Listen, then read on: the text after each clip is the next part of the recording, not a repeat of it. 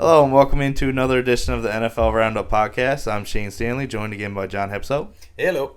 And we're going to get into our draft grades today. So we're going to touch on the AFC because it would be a pretty long one, I think, if we went over everything. So yeah, and we only got 57 minutes left on our account. So. on our cycle. So we'll touch on the NFC next week, we're thinking. So we'll get into the AFC. But before we do, I just want to touch on a couple news items that coming up now here today in the past few days. So we'll start with Hopkins, I guess. That was probably one of the more notable news stories to come out. So this came out the weekend, I believe, that he tested positive for some PED use, and he'll be suspended 6 games to start the 2022 season. Now, we don't know how much that affects him because the schedule's coming out next week, which should be by the time we come on next week. Hopefully we'll know that. But we'll see how that affects him schedule-wise. But losing him for 6 games obviously isn't ideal.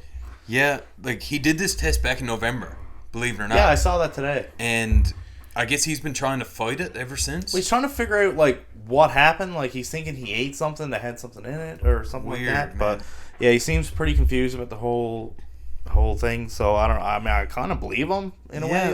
But especially if it came out that far back. That seems weird. But what you see with a lot of this is Julian Edelman getting older, coming off an injury. Yeah. And you're like, well, I need to get back to where... The injury is the big thing, I think. Yeah, it's I don't recover as fast because I'm not as young anymore. Yeah. And it's I got to get back to where I was, another contract coming up, whatever. There's a lot of things I think about for these guys, and if they don't produce, especially with Hopkins, because, he's that number one threat, especially deep down the field and over the middle. But to lose him for 6 games, I think the Cardinals knew this, and they went ahead and got Hollywood Brown as insurance. Yeah, that seemed like a curious move for them during the draft. I mean, it kind of makes a lot more sense now. Either it was, like I mentioned when I first heard, did they know something about it? Did they kind of know something was coming? Because I know Atlanta let him, God, what was his name? Who's suspended now all year? Calvin Ridley, yeah. They knew something was coming down the pipeline, so they let him sit out last season. Right. I think they knew the whole time what it was. Yes.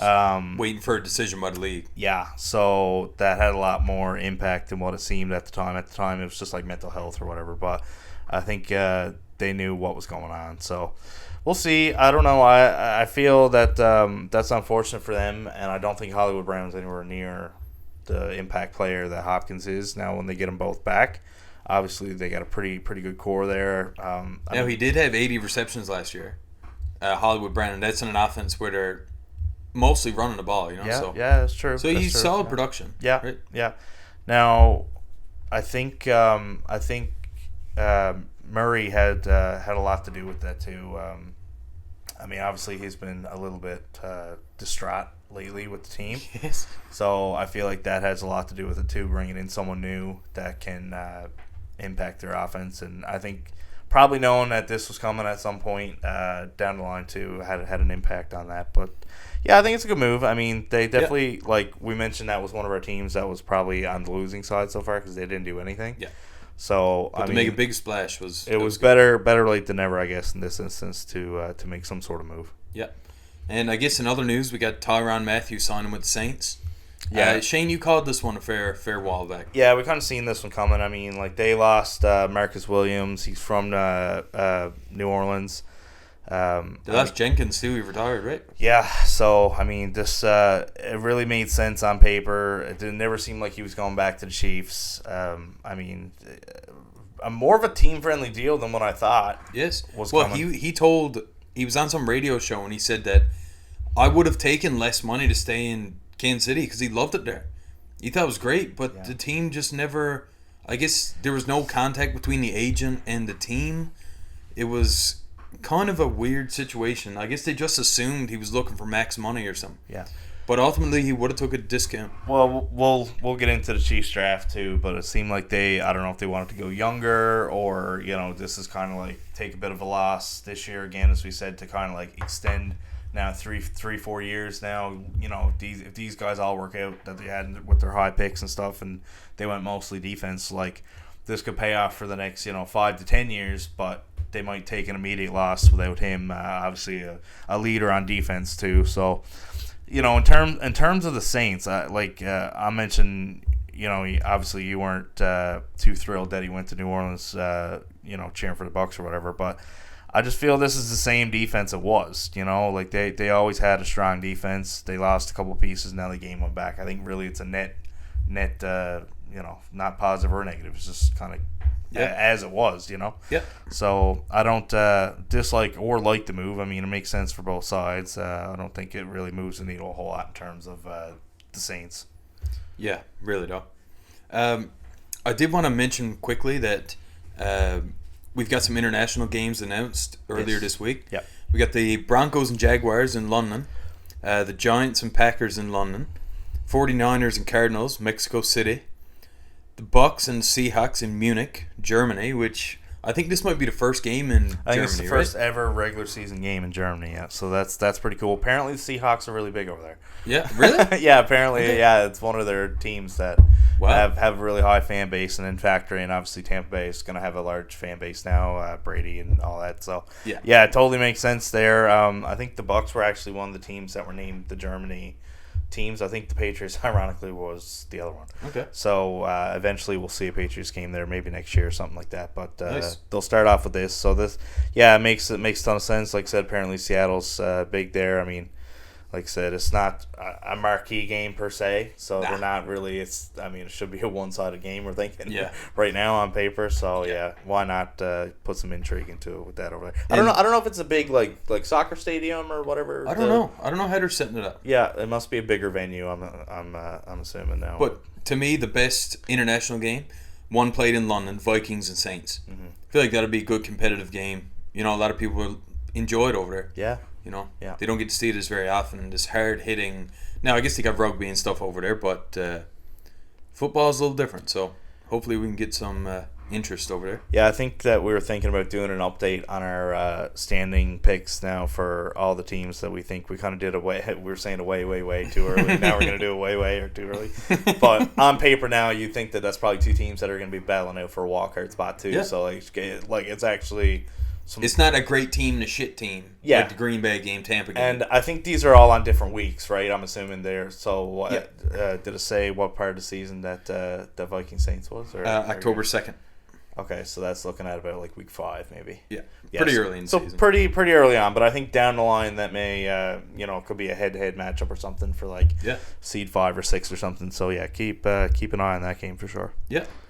I guess that's it for the news topics. Jerry Jones got in a car accident, but he's best kind. Yeah, he literally got into the car accident 15 hours ago, and within the past 3 hours, he's home already. So. So he's fine. Just a couple minor transactions too. I wanted to mention the Falcons re-signed Grady Jarrett to a 3-year deal, so that's a big piece of their defense. And the Chargers signed Kyle Van Noy to a 1-year deal to just boost up their linebacker core. That was literally within the past half hour. So interesting. Just a quick note on a couple of those. But we'll get into our draft now. So we're focusing on the AFC today. So we'll take 2 divisions each, I think, and go back and forth through all them. So did you want to start with the East? Yeah, we'll start with the AFC East. All right. So I kind of got them listed by standings last year. Yeah. Okay. So we'll start with Buffalo. Start with Buffalo. Yeah. They addressed the need at corner, and they traded up. Yeah. They were 25. They moved up 2 spots for him. Yeah, Khair Elam. I spelled his name wrong on our mock draft. You were good to point that out.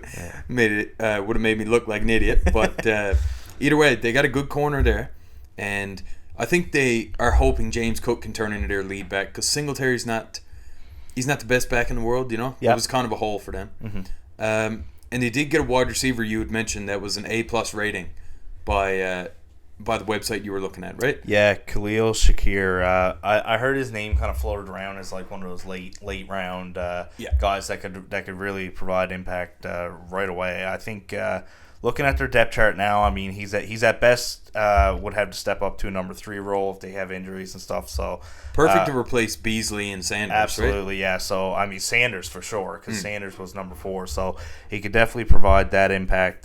Pick 148, so super late sleeper, big size guy. So I mean he's behind, like I said, Davis and Diggs for sure, and then we'll see what other guys they have to develop. But yeah, at most he's expected to be the third guy there. So I mean I really like that pickup for them. Right. They added some depth at linebacker, and they got the punter. Punt God. The punt god. He had an 80-yard punt. Dude, that was unreal. Yeah.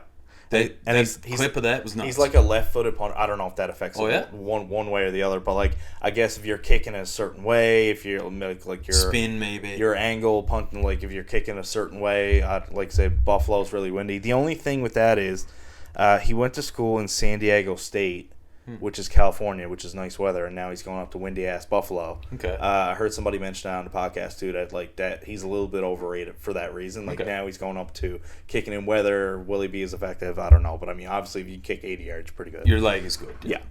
So we'll move on, before we move on, ultimately I gave them a B plus because they had basically no holes on their roster. Yeah. And the holes they did have depth was they filled them. You know, at corner, linebacker, running back, wide receiver. Yep. So I thought overall good draft for Buffalo, great run organization. I think their draft will probably look back at the Elon pick because again we said in our mock draft and in our cornerback evaluation that he was the big boom or bust guy. So again, if he turns out to be a bust, this class is going to be looked back on a little bit more negatively. So I mean it'll probably come down to him, especially if they traded up to get him. They probably lost a guy in the 4th or 5th round, too, that they could have added on to as well. So it'll probably come down to Elon. But as of right now, he's graded very highly. So it should work out for them, I'm thinking. Yeah. And next we got the New England Patriots. Their top needs, corner, line, or offensive line and linebacker, you know, to get that old linebacking core. Yeah. Pretty rough.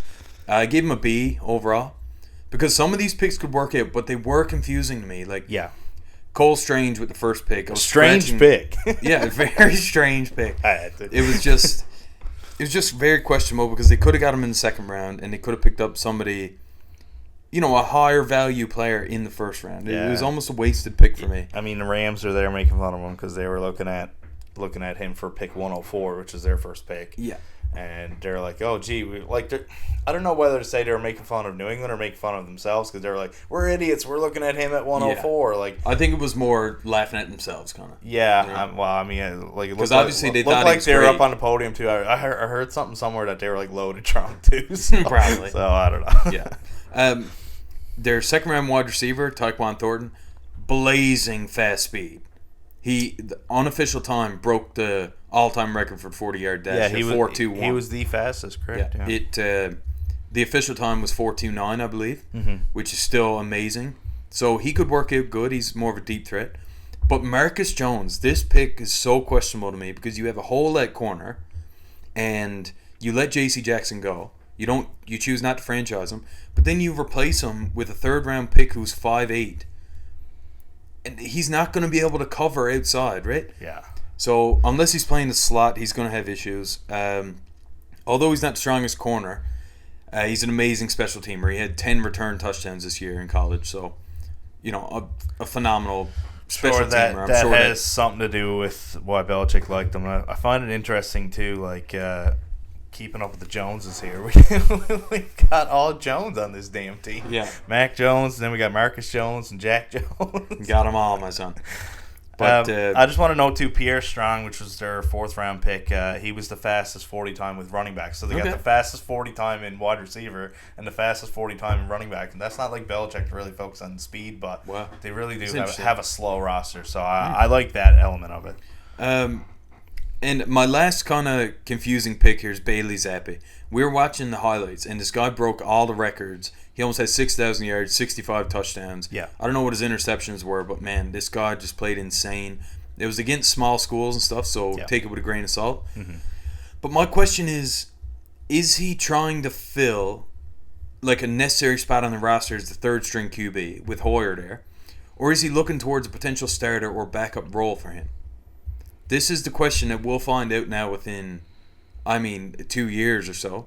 It won't be answered now, but overall, it was kind of confusing to me. I think if the team as a whole takes a step back in the next year or two, which is definitely possible. Yeah, I see him taking a step back. Yeah, I don't think they're not looking right now on paper to be a playoff team, but we'll see how it all unfolds. But yeah, if that happens where they're having a couple 6-win seasons, like you might have to evaluate quarterback at that point, and if he develops in the next year or two, like you never know. I mean, like I mentioned, Stidham will be gone. which is their 4th round quarterback they took a few years back. Hoyer is, he's got to be 37, 38. He's basically a quarterback coach at this point. So it's basically a Stidham replacement right now to be the immediate backup if something were to ever. Now, if Mac Jones gets hurt in week 2, Hoyer's going to play. Yes, that's Jesus, the thing. Yes. So he's not even an immediate maybe backup. a mid-season week 10 backup.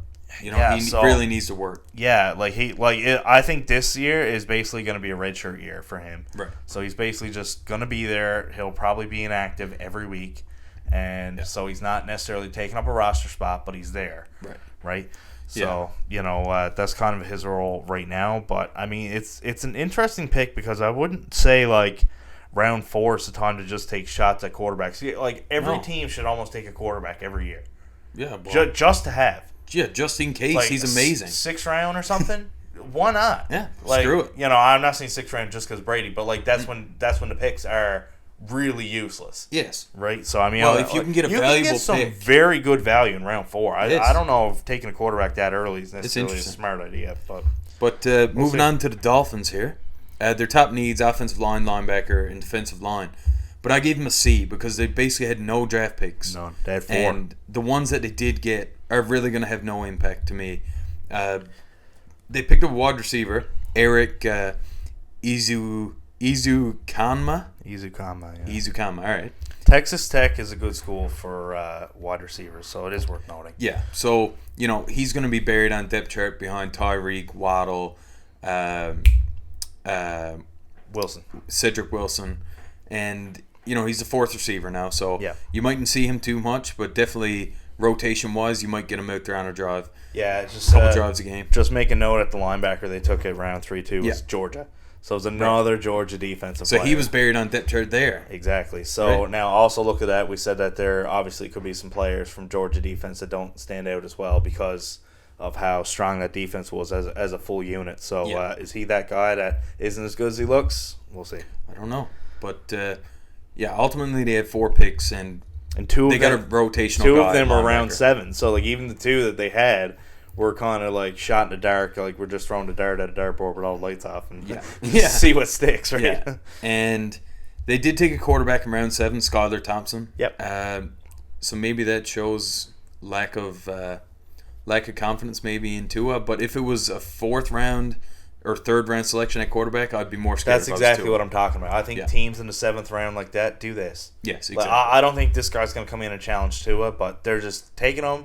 Yeah. He's there. He's probably going to get cut in 2 weeks. That's like undrafted free agents. Like the Chiefs brought one in. He's not challenging Mahomes, but they're just going to bring him in. Yes, Jesus. Can't body. See what if he turns out to be sick, great. Yeah. Exactly. It's not taking over Mahomes, but he'll be a decent backup. Absolutely, yeah. Moving on to the New York Jets. The top needs: defensive line, wide receiver, corner, and they addressed all of those in the 1st round. I gave them an A+ because I think they hit a home run with this. They got the number 1 corner, the number 1 running back, a top 3, top 5 wide receiver, and a massive value pick in Jermaine Johnson here. Yeah. I was absolutely blown away. And Jeremy Ruckert has the potential to be the best tight end in the draft. For sure has the top motor. We were watching highlights of this guy, and he's just pancaking big corners and linebackers, just taking them, throwing them to the ground in the run game. Yeah. Kind of reminds me of George Kittle type effort. I don't know if he'll turn into the pass catcher Kittle is. He was probably the most balanced tight end I think they had. He can block, he can catch. And he was in Ohio State, so he was buried, right? Yeah, exactly. Buried under all those wide receivers. A very quality school. Obviously, he had talent around him too. So, take that for what it is. But obviously, he had not crazy production. I don't believe he had a ton of yards. I don't believe he even cracked 500. But no, he was a decoy for the majority of the part, right? But if you did leave him open, he'll make you pass. I also don't think the Jets have a standout tight end that comes to mind right now. So he'll have every opportunity to play as well. Yeah. So the positions I listed, I'll just go through the names here. Sauce Gardner at corner, Garrett Wilson wide receiver, Jermaine Johnson at defensive end, Breece Hall at running back, and Jeremy Ruckert at tight end. I just thought those first 5 picks were absolute home runs. With every position they need, they addressed it perfectly here. Great draft. Yeah, I just want to mention too, even their last 2, Max Mitchell, I've heard his name. like Yes. thrown around at tackle, 4th round. They got a B grade on him as the individual player. Michael Clemens, they got 6 picks later. Edge, a grade of A minus. Like this, they just like kind of hit everything, and like it's just worth noting that their 7th pick, that was their last pick too, was round 4. They must have traded everything else they had to move up a couple times, but like their 7th pick was 117. The Rams' first one was 104. Yeah. So like they really like again, like these guys, Mitchell and Clemens, who got high grades and like that's the quality pick. Like I was saying, you can get in the 4th round rather than let's grab a quarterback that's never going to play. Yeah, doesn't make much sense. There's still quality there. So good on the Jets, man. They really knocked it out of the park with this one. We were mentioning before we came on how much this moves the needle in terms of standings and stuff. Like, can they be in contention for a wild card or something? I don't think we're quite there, but No. I mean, this is certainly a huge step. And Yeah. I mean, the Bengals had an awful record too these past couple years, so you never know when a team really just hits its stride. Yeah, that's right. Yeah, no, me and Shane were talking about the standings in the AFC East before we came on, and I had mentioned that my standings will probably be Buffalo, Miami, New England, New York Jets. But I think the gap between the New York Jets and Patriots is smaller than the gap between the Patriots and Miami right now. Yeah. Mm-hmm. So we'll see what happens with them. Let's move on to. I'm going to look at the AFC South. Okay. That's what I had next on mine. So we'll start. We'll do the standings, I guess, last year too. Yeah. So we'll do Tennessee first. So they had a kind of a strange draft. First of all, they traded A.J. Brown, so I mean that was a big shot in their arm. I mean, obviously they didn't seem like they wanted to pay him. You know, they really had their hands tied. They had to get rid of him, so they traded him to the Eagles, and then immediately with the pick that they got, drafted Treylon Burks, and the timing is so funny because they trade A.J. Brown. They draft Burks, and then up on the screen comes his NFL comparison, and it's A.J. Brown. Yeah, or Debo. So they kind of want the same style player, and then obviously, cheaper. So, I mean, if he turns out to be A.J. Brown, like, great. Jesus. So and you're paying him absolutely nothing. So absolutely. He's got time to develop in that offense. Yep. So the second round pick was early in the second. I believe this is another pick they picked up from the A.J. Brown trade. They got Roger McCreary. I love that pick. I thought it was a bit of a reach. I thought because like you had 4 corners taken in the first round, so you're really getting into the second crop of corners now. So you probably could have got him near the end of the second. Now there was a pretty wide gap too between their second and third pick. So if this was a really big need they definitely needed to address. I mean, certainly you don't mind reaching. So they had a tackle in the third round, Nicholas Petit-Frere. We talked about him on our draft preview that he was kind of a developmental guy, but definitely a guy who had a higher grade than I think he went Ohio State, big school. I think he did drop a little bit. He's definitely a good player though if it turns out well. And then speaking of players who dropped, they drafted Malik Willis round 3. We had him going at the end of the first round in our mock draft. So for him to go almost at the bottom of the third, interesting. It probably says what they think of Tannehill a little bit. Yeah, like Malik Willis, I thought it was a very questionable pick. I think most people thought it was. But for me personally, I have absolutely no faith in Ryan Tannehill whatsoever. And Derrick Henry ran with him on his shoulders all season last year and the year prior. So honestly, I love the pick. I thought having a bit of competition for Ryan Tannehill, it might drive him to be better, or he might drop off, and Willis adds to the run game for them. I find that I'm a bit more forgiving when it comes to those quarterbacks. Like, I find like a lot of people say, "Oh, you can't win with Jimmy Garoppolo, you can't win with Tannehill, you can't win with so and so." Like, I find it's not really fair when Tennessee's the number 1 seed last year, and Jimmy G's making it to the NFC Championship 2 times in 3 years. Like, obviously you can win with them. Yeah. Like, yes, they more times than not, when the team loses, they're the reason that sticks out. Like some. I think he had 3 picks in their playoff game. Like, obviously that comes back. Yeah, when you look at hurts. like they had whatever it was 9 sacks or something on Burrow. Like, you got to win those games. Yes. So like yes, it definitely comes back on him. But like I feel like if you can get to the number 1 seed with him, I mean you can obviously win with him. But looking at it from if you take a step back now, I mean Willis to drop that low to me, and that guy obviously has some talent. That was a great value. Not pick for gonna me. shame that pick at all. I mean he probably will end up being their starter now within the next 3 years. Yep. Then great value picks down the stretch here. Hassan Haskins, running back from Michigan.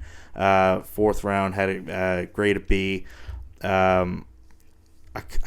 Konkwu or something. I tell you, I'm not even going to try to butcher his first name too. Shigazam. Shigazam. Whatever it is. Grade of A. So I mean could be a solid move for them. Tight end in 4th round. Generally, like, 4th round seems like it's later, but that's kind of where they go. And they're after losing 2 of their tight ends there a couple years back, right? Jonnu Smith, yeah, obviously, yeah. And the other Hunter Henry. He also left there too. Yeah. So Kyle Phillips, wide receiver out of UCLA, grade of A. Again, good value pick. And then they took a couple shots at defense with a safety and a linebacker in the 6th round, Theo Jackson, Chance Campbell. So overall, I had their grade at B. Nothing extraordinary, but definitely some moves they felt like they had to make, but definitely like some questionable, like, risky moves, I feel, for a team that was in first place. Yeah. Now, I didn't look at it as risky, so I gave them a B+, but we're still in the same range, right? Yeah. All right, so we'll move on to the Colts. They didn't have a first round pick. I can't quite recall why they didn't have a first round pick. Matt Ryan? No, that was 3rd round. Right? He went for a 3rd, so I was curious as to why they never. I can't quite remember who they traded. But anyways, they picked up Alec Pierce from Cincinnati with their first pick in the 2nd round, but the middle of the 2nd round. Not as high on him as I was as some of the others. Second, like, I was higher on Pickens, Watson, and Sky Moore and him. I kind of had in the same boat. Yeah. So I wasn't super high on him, but they did have a grade here as A- from site I use, so I guess they were a bit higher on him. But we'll see. Definitely, like, in terms of the get Matt Ryan weapons. Totally think that was the right move. Especially going into the 2nd pick here, tight end Jelani Woods. You really liked him. My favorite tight end in the draft. Grade of an A+ on here. I mean, 6'8". This guy's massive. So I mean, 2 playmakers right off the bat from Ryan. I mean, totally smart. He fits in right behind Mo Alley Cox. Then Bernard Raymond. Like, we thought we were high on. We thought he dropped a little bit here. So about the middle of the 3rd round. So I mean, now you're protecting Matt Ryan. So you're really going all in here on offense a little bit. Again, they did have a pretty strong defense last year, so not terrible. I like Nick Cross. Nick Cross was big too. Yeah, that he was on our safety list that we discussed. D tackle Eric Johnson had a grade of A too, so some good value picks here again late. Andrew Ogletree, tight end, A-. So later in the draft, probably some blocking, can catch a little bit, but I don't think that was a strength. Yeah, late like that, it's more specialized guys opposed to the all around. And then they had a couple B grade for D tackle and a safety that they got in the 6th and 7th round. So overall, pretty good. I had a B+ for them. I was pretty happy with what they did, especially being without a first round pick. That was pretty impressive. Like the value I think they got. What was your grade? You said B+. B+. I went B. Yeah, so I think that especially with the Titans potentially taking a step back, they might be what they need, especially offensively, to really put them ahead. Definitely.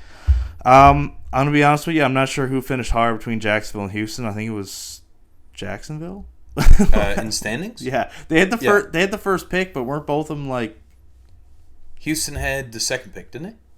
So okay, I guess I'll do Houston. Or no, Houston was 3rd pick. Right. Because they went with Stingley, of course, right? Yes, yeah. So I'll go Houston. So they had a couple first-round picks here. Stingley, obviously, we thought he was not going to go this high. Like, we thought he would probably go in the top 10. He ended up getting up to 3rd, so that was pretty good for him. He got drafted for Sauce. So, unfortunately, those two are going to be compared side by side their whole careers now. So, I mean, Houston is just such a dumpster fire, too. They've got holes everywhere on their roster. Yeah, it's unfortunate now because he's going to be on a bad team and he's probably going to get buried away and you won't hear his name a whole lot ever again. Yeah. Meanwhile, same could happen with the Jets. I mean, you know what kind of franchise that is. I mean, they just continually shoot themselves in the foot, too. So, I mean, you know, if one of these two teams end up growing eventually in the next 5 to 10 years and this player helps. He is an anchor type corner, though. Yes, yeah. Like I seen the owner of the team said, Derek Stingley will take the number 1 wide out off the field every game. Yeah. And I think that's a little bit too high. Yeah. on their draft pick, but that's kind of optimism you got to have. You know? I mean, that's, especially a young player coming in. That's just those things too, where like I think at one point in the second round, there's 4 receivers picked back to back to back to back. Those guys are going to be compared now, just like Harry was with Metcalf. Like a guy behind them ends up performing better, and like those guys like in the second round had 4 receivers in like straight. If 3 of those guys turn out to be, like I said, Debo and AJ Brown and like those guys from that draft that were in same range, and then one guy is junk, that's going to stand out, unfortunately. Right. So with Stingley and Sauce going back to back, these two will probably be compared side by side for quite a while. So next they had Kenyon Green. Felt that was kind of a reach to he was marked a lot to the Bucs at 27. I guess they just needed an offensive lineman. Went high here. I believe they traded down already, I believe, to have the 15th. So, I mean, they picked up some later picks. Felt that he was good enough to take, and why not? So they took their guy. Jalen Petrie, we were pretty high on, safety out of Baylor. He was pretty good. Not the highest safety available, but the versatility with him is good. Yeah, he can play corner, play safety. Yeah, he had a pretty good grade here, and again they went really beefing up that secondary, so it was a good move there. John Mechie, again they had a stretch of 4 receivers in the second round, and this was beforehand. So again, those 4 guys that come after him now, there's 4 chances that one of those guys turn out to be really good, and he's just like barely. Yeah, so I feel like he's going to a bad team with no quarterback out of Alabama. I mean, there's always over projection on those guys. I feel like if there's potential for a bust somewhere in these early rounds, I think it might be him, unfortunately. Like I said, I could be wrong. I hope I am. I hope he has a great career, but like I said, I don't see the bright side for him in Houston, especially. You'd like it if he went somewhere with a quarterback. Christian Harris, his teammate, round 3 linebacker. His grade is not well, even though we did look at him in our linebacker prospect podcast, and I liked what I seen from him, but I don't know. I figured he would drop. This seems like kind of where linebackers in general kind of dropped this draft. It's a tough position. It was kind of a weird thing to evaluate, I guess. But again, on a great defense, hard to read sometimes.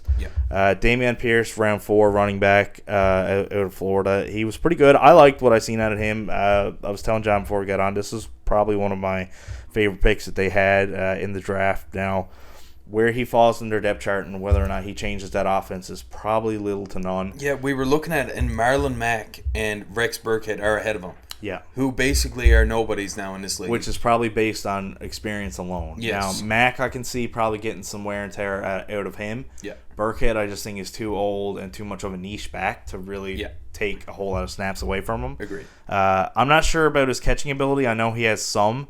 But if he does, I mean, Burkhead may be cut in training camp, and he could just be one of those top 2 guys. So I definitely like his potential to be impact player on that roster.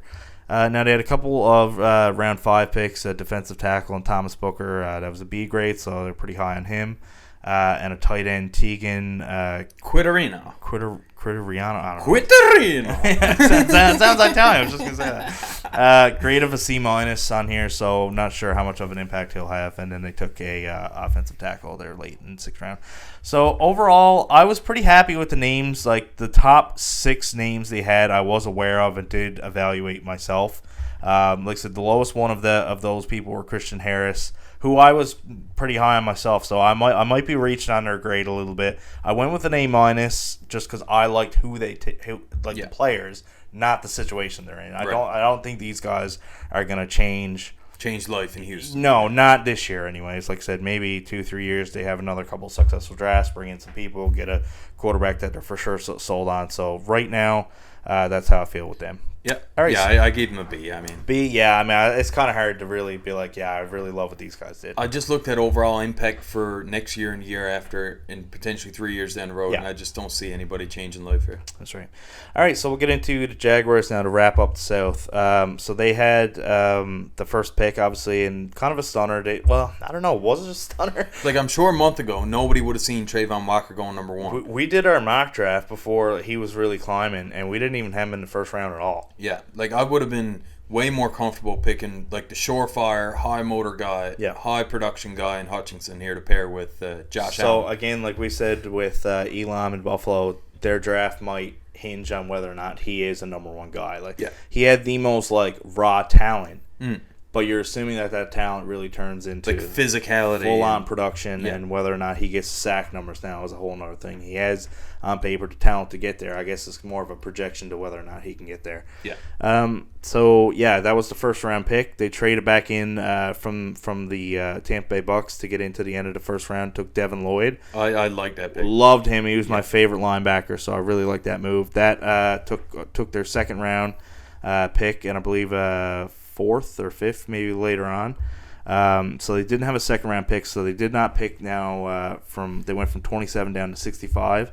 They got Luke Faulkner, center from Kentucky. He had a pretty good grade. He's going to be the starting center. Yeah, so he's going to step in, like I said, with the same thing with the other guys. They went defense, so they shored up their offensive line. Again, the quarterback's in place. Next thing you want to do is either get them weapons or protect them. Yeah. So that's a solid move there. Linebacker Chad Muma, loved him. Thought he was that was a great value pick there at round 3. I think he fell a little bit again. Linebackers were falling all over the place.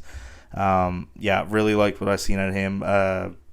So he should be an impact player on defense. Now, again, you got him and Lloyd. So, I mean, you got two strong linebackers. So, Yeah, that's definitely a good move there. Running back Snoop Connor. Heard a little bit about him. I didn't see a ton of tape on him, but I have seen his name thrown. 5th round, so I think it was a bit of a drop on him. He has a pretty good grade there. They got cornerback Gregory Jr. in the 6th round, A- grade, so I think he was pretty high up. And then they took another corner, Monteric Brown. So they took a couple corners late, just taking a shot on him. Like I said, that Gregory Jr. guy had his school is Ouachita Baptiste. What the shit? I have no idea.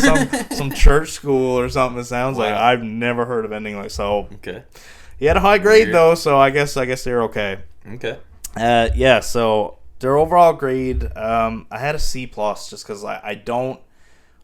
There's some risk there. I think it really comes down to the first pick. I'm really, really nervous and wary about it. I think so. Yeah, I think B, if I just was don't know. if I was higher on Walker, I would have liked him. But like I said, I like Lloyd.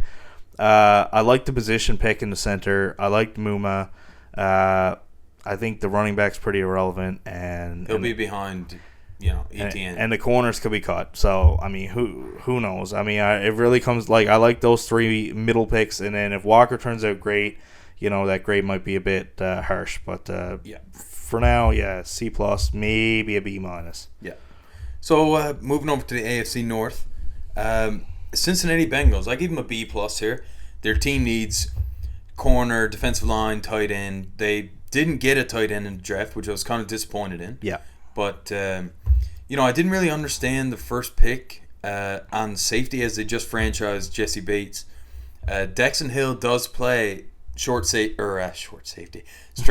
instead of Bates's free safety. Yeah. So I do kind of see how he fits in there. So whatever, that's just me being critical. I think that was one thing too, where like it was just the best name there, Yeah. and they're a Super Bowl team who doesn't have a ton of holes. Yeah.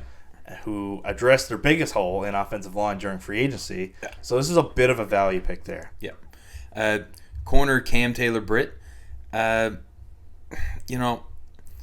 me, I don't know whether this is a good pick or not, but they did address one of their needs with that, so I was satisfied. Other than that, I heard. I just want to make a quick note on Cam Taylor-Britt. I heard his name thrown around, and I was listening to the Patriots podcast I listened to, and they were pretty bummed when he went because he was good, and the Patriots were looking for corners. Obviously, they ended up taking Marcus Jones in the next round. So I think if he fell to them, he probably would have took him as a really good value pick in the 3rd round. So I did like him, because they were high on him. So I figured he was okay. They also solidified depth at defensive end, guard, and safety with their late picks. Yep. Cordell Volson, Tyson Anderson, and Jeffrey Gunter. Guys going to be buried on depth chart. They mightn't make the team, but worth noting. B plus for Cincinnati Bengals. The The Pittsburgh Steelers. Top needs quarterback, corner, and wideout. Yeah. I gave him an A for this draft. I think the first 2 picks will have immediate impact. Kenny Pickett potentially slotting in as their number 1 quarterback, and George Pickens slotting in as the outright number 3. They draft receivers very well. Yes, too. man. So the fact that they picked Pickens, Pickett. they picked Pickett, and then they picked Pickens. I didn't put that together.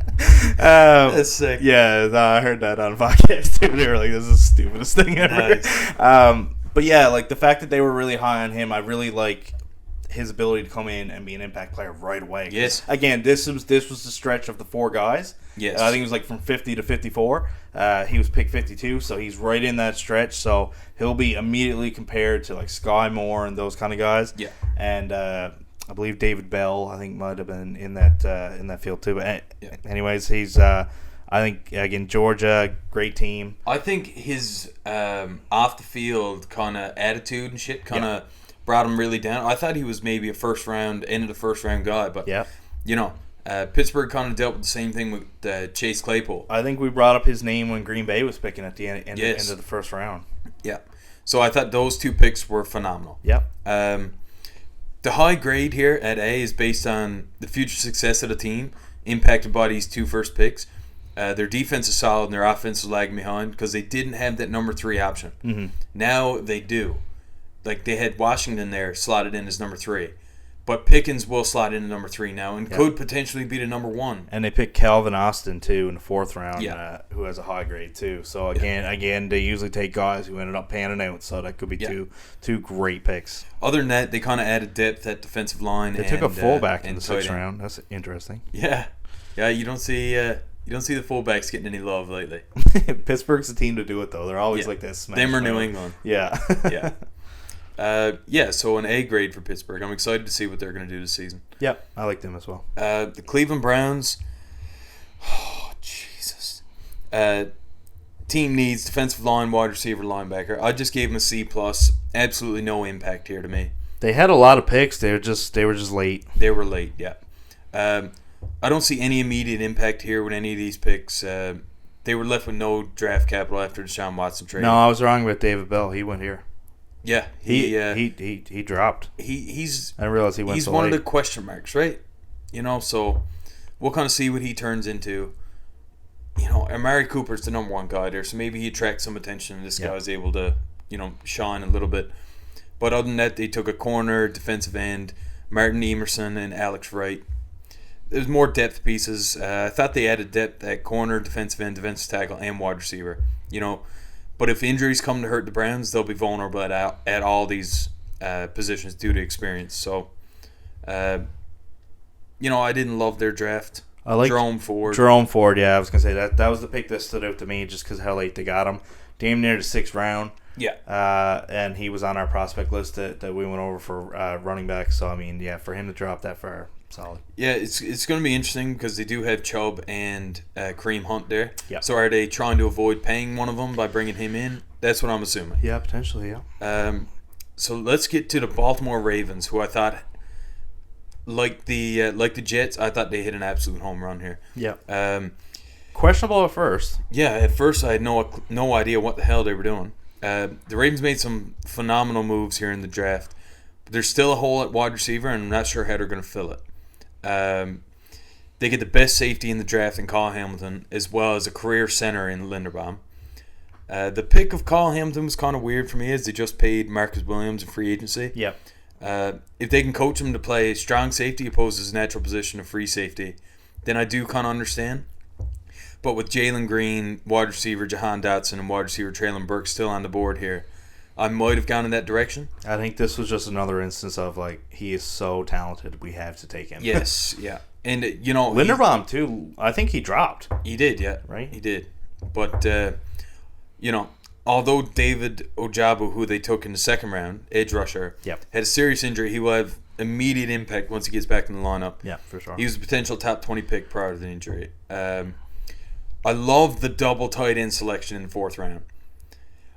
I think the Ravens are going to set up a dominant running game now that includes a lot of 2 tight end sets. Mark Andrews, not the greatest blocker in the world, But these two guys they got in Charlie Kolar, who you can line up with Andrews and just have the extra receiver, because this guy, Brock Purdy and him, man, they were good shit. And Isaiah Likely, who was potentially the best in the draft, receiving was. You know, he played wide receiver in high school, and he kind of shifted to tight end. Not the greatest blocking tight end, but if you're in a pass system, he's going to produce. I want to mention 2 picks that they had in the middle too that were solid. Like Travis Jones, round 3, pick 76. People were talking about the Bucs taking him in the first pick of the second round. Really? Yeah. His name was thrown out because they did take a D tackle, more so than an edge rusher. And Travis Jones, when they picked Logan Hall, Tampa did, and a lot of people said that they like Travis Jones more. So they got him here in the middle of the third. So that's an excellent pick there. And then one of my favorite guys that we looked at on the O-line, Daniel Failele. That was our Hawaiian guy that ended up being from Australia or something. Anyways, love that pick there for some protection for Jackson. Yeah, and to get some depth. And of course, like you mentioned, the tight ends, Charlie Kolar, we're very high on him too because helping out Mr. Irrelevant down there. Yeah, that's sick. All right, Shane, so we'll go to the AFC West here now. Yeah, so the AFC West now, not a lot of first-round picks here besides Kansas City. So we'll hop in with them first. Kansas City ended up with 2. They traded up with the Patriots to get Trent McDuffie. Now they traded up from pick 21, which is exactly what we had mocked. So props to us for picking that one. Yeah, so they got their cornerback here. They went all defense in the first round with George Karlaftis. Another great pick. I thought that was sick. We were pretty high on him, too. Props to them for going defense in the first round because I felt that was definitely a big need for them. With all the wide receivers coming off the board, they had no choice. Exactly, and then they got their value there in the second round with Sky Moore again in that stretch of 4 there that came up.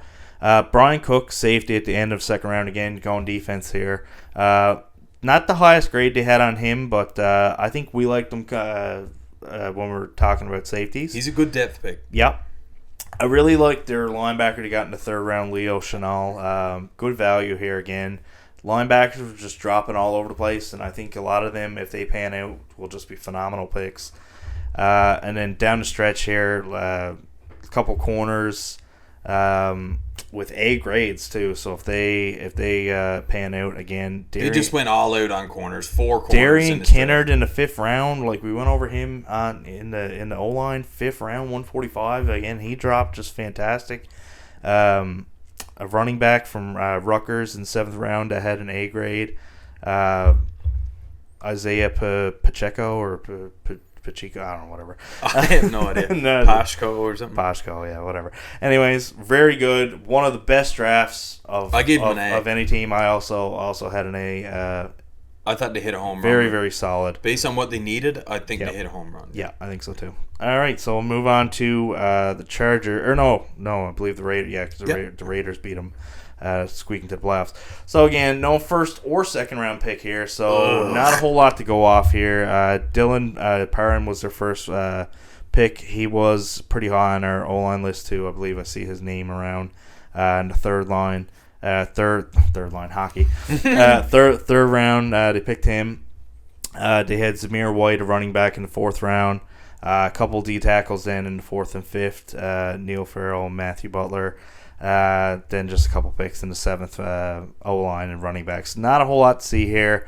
Not a whole lot of names that I was totally familiar with. Give him a C- just because I don't know what's here to look at. Really. Basically, I just gave anybody who drafted and is going to have absolutely no impact this year, I just gave him a C. Yeah. It's like, all I can describe this draft with is, ugh. It's just meh, and then we'll see what happens, right? If anybody goes a bit further. And again, that we mentioned this before we hopped on, that if you want to give him credit for trading those first 2 picks for getting Devontae Adams, that's pretty good. That's a home run, yeah. Yeah, sure. So, I mean, if you want to say, well, these guys aren't much, they kind of didn't care about the draft when they were going after Adams. Yeah, so they're in a win-now situation. Yeah, absolutely. Right? So, we'll move on to the Chargers.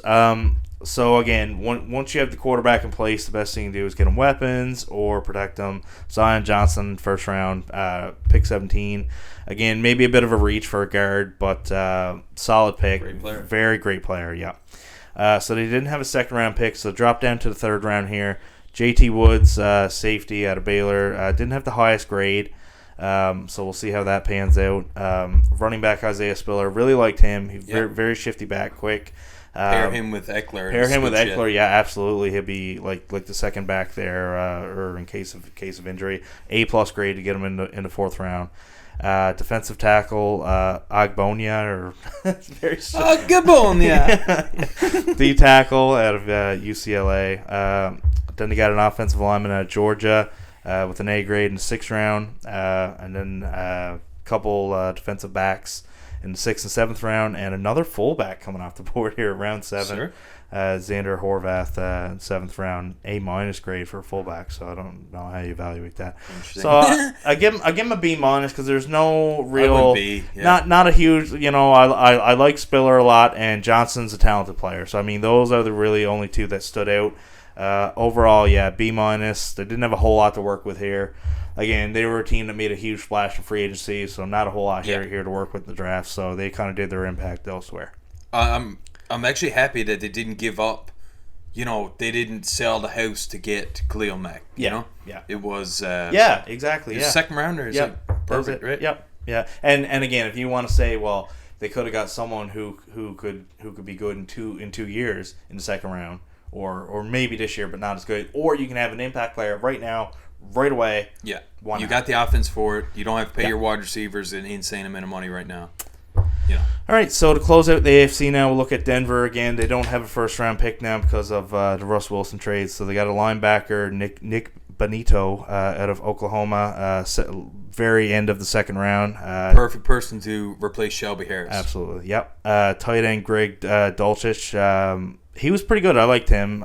He wasn't, again, at the very higher end of tight ends, but once you get past those first couple and then you get to the second tier, to me, he can fill Noah Fant's role. Well, exactly. They're kind of offset the trade. Yeah, filling in exactly who they lost. Yeah, it's a very, very, very good point. So they got an A-grade cornerback in Damari Mathis now in the fourth round. That was pretty good. And then they had a couple defensive swings and misses here, it looks like. C+ grade, D grade, again for the next 3 picks in the fourth and fifth round. You're hoping to still get some value in the fourth and fifth round. As of on paper, these guys don't look that great. So they got an O-line, Luke Wattenberg in the fifth round, O-lineman, B-, D tackle, Matt Henningsen, B+, D tackle in the sixth round, and then a cornerback, Hicks, in the seventh round with a B grade. So again, not a whole lot to go off here. A couple talented guys there at the start, and a couple B grades here at the very end. So I'll give them a B- just because, again, nothing really stands out. Those couple guys impact right away, like I said, to fill in the guys that they had lost. Add in Russ there, obviously. They got great wideouts there. Randy Gregory, they added. Randy Gregory, yeah. Shit, I mean, so their defense, that linebacker steps down their defense as well. Strong defense anyways. Yep. Their offense looks better. So again, really went free agency and trades rather than the draft, and they filled in a couple needs that they had. So I like what they did too, but no names that really jump out at you. Say, wow, this player is really going to change life. So that's everything here for the AFC. You want to make a quick note there? Yeah, to me, Denver, their only needs, they have no holes really. No, maybe corner and tight end, but you got Pat Surtain coming on. Like, he's going to be your lockup corner. That's right. He's going to be great. Either way, they had a depth wide out in center and corner. I mean, it's nothing crazy, but yeah, that's right. It'll help if there's injuries. Yeah, so the AFC West was a little bit slim for first picks with like big names, so it's mostly value picks here. But that'll close out the AFC now for us. We'll get out of here just in time before our cycle time ends here. So we'll come back next week now and do our NFC, and then we're kind of bit of a stretch here in the off season. We'll kind of get into, like I said, maybe some standings and some other topics that we wanted to get into. So next week we'll come out. We'll do the same thing in NFC. Yeah, sounds good. All right, so we'll wrap it up here. And for Shane Stanley and John Hepsel, we'll thank you for listening. Like, share, and subscribe. We got a couple new podcasts too rolling with the NBA and NHL Roundup podcasts as they're rolling into playoffs too. So if you're interested in that, please check it out. Same name as this one, just with the NHL and NBA. So like, share, and subscribe this one as well. Check out those, and thanks for listening. Yeah, thanks. Take it easy. Peace out.